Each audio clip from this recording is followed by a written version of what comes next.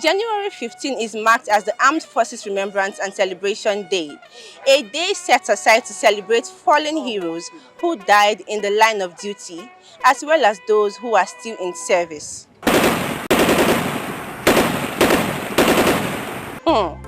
Maybe that's what the 10th line of the Nigerian national anthem means when it says, "The labors of our heroes past shall never be in vain." Interesting, right? Well, in commemoration of the Armed Forces Remembrance Day 2024, which was observed on Monday, 15 January 2024, the President of the Senate, Godswill Akpabio, eulogized those who lost their lives defending Nigeria, emphasizing that their sacrifice will never go unappreciated. Well, a look into the 2024 budget revealed that the Ministry of Defense, where the Armed Forces is domiciled, was allocated a sum of 1.3 trillion naira for the year. It's a known fact that there has been a high rate of insecurity in the country, especially in the capital city of Abuja. This has been so worrisome that lawmakers have called on President Tinubu to create a special security intervention fund for the overhaul of the FCT security architecture. They've also called for smart technologies such as CCTV cameras and drones to tackle issues of insecurity in the country.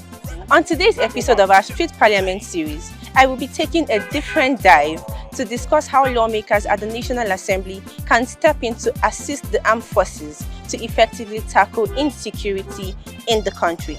So, stay glued to your screen. My heart goes out to the ones that we've lost, and it's not easy, honestly, it's not easy. They're really trying out for us. We appreciate their efforts and we are grateful for that. Some persons are putting out their lives for others to be safe. It's something worthwhile. I would say that the reason for the high rate of insecurity, especially in FCT, you can see that a lot of our youths, they are just doing nothing. And majority of them are graduates looking for work. If you go to some civil service, government offices, there are some vacancies whereby you can see that a lot of retirees are still sitting on there.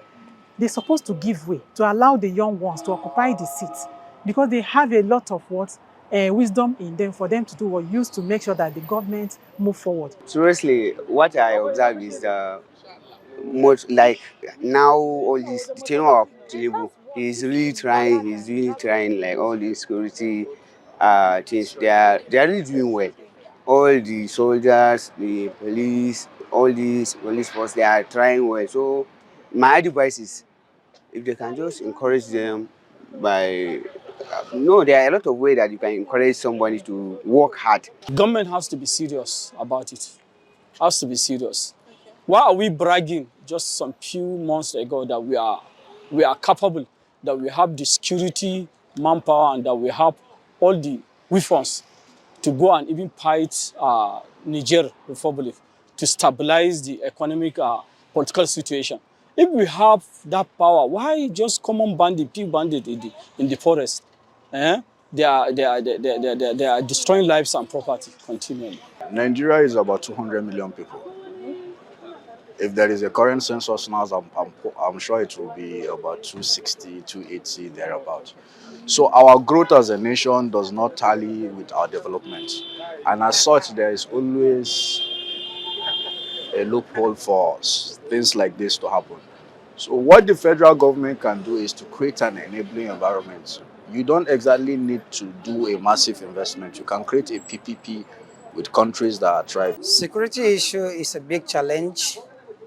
The present administration, looking at the security infrastructure or architecture in Abuja as it stands, it's something of concern and it's worth lamenting.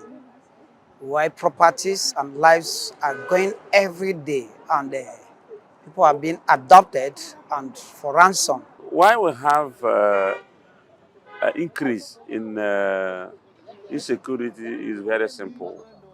The younger generation have no jobs, first. Secondly, people with regards to today being the first, the Armed Forces Remembrance Day,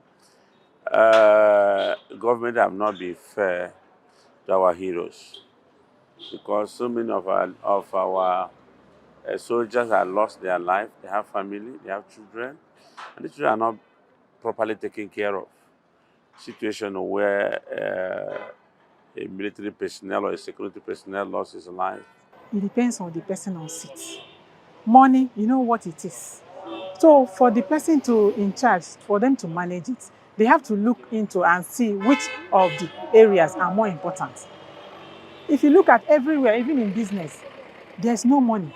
But there's a lot of areas that are more important than each other. They can manage it. Why Nigerian army cannot deal with simple pew bandits in Nigerian forest? They are not serious.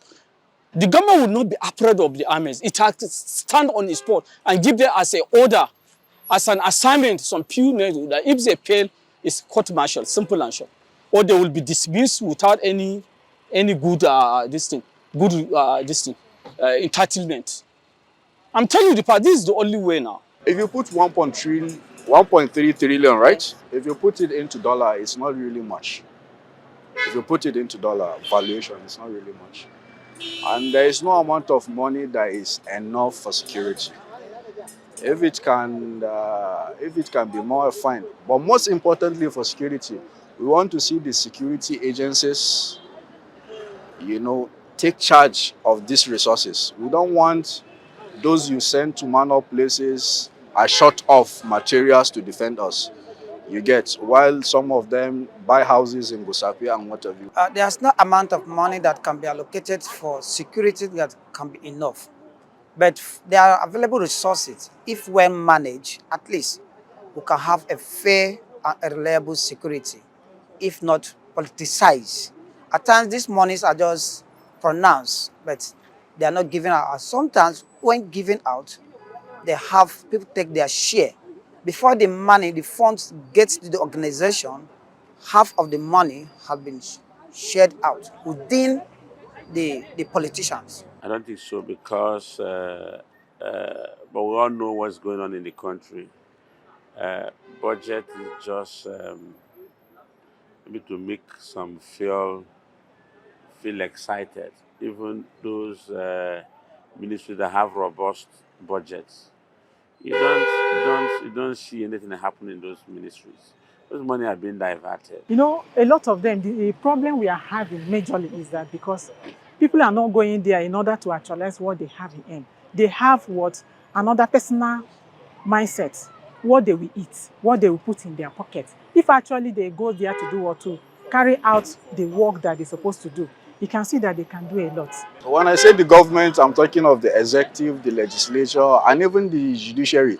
Because in some cases, you see somebody, in the case of judiciary, for example, somebody is doing a business and then you take somebody to court and then the court process is taking forever for judgment to be passed. And as such, you see that some businesses will have to stop. But it has to come from the government, especially from the federal, and the state governors can do us a favor by implementing so many policies within the states. The three tiers of government, starting from the federal, the states, and the local government, the the government officials just have to come together and agree in a better way, because at this era that we have ArcGIS, the drones, and all kind of gadgets that can be used to tackle security issues, and it's a something of concern that we are still suffering insecurity issues in the federal capital. It's not the issue of the politicians because we know what's happening in Nigeria. But our politicians are very selfish.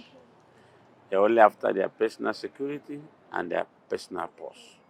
It's the duty of the electorate to come up with something and go and make sure they insist that those representatives, the senator and the House of Rep members, at least they give them a target. That's what we need to do.